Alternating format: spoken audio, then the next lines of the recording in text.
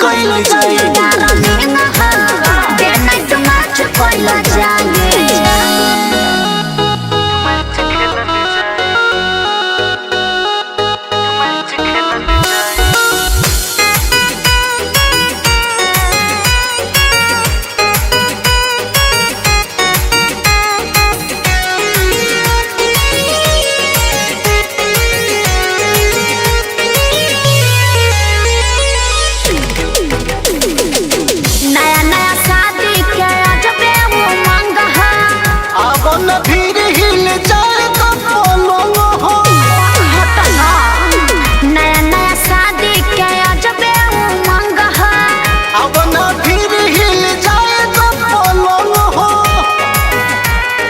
दोनों जाने पारा पारी काच कइला जाए डार्लिंग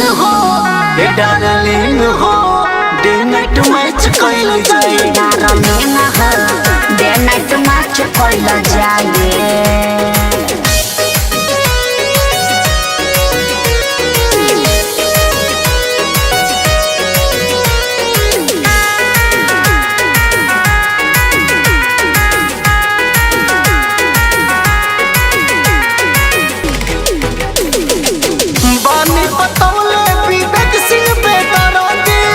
दूधवा में डाली के पियल जाए हरदी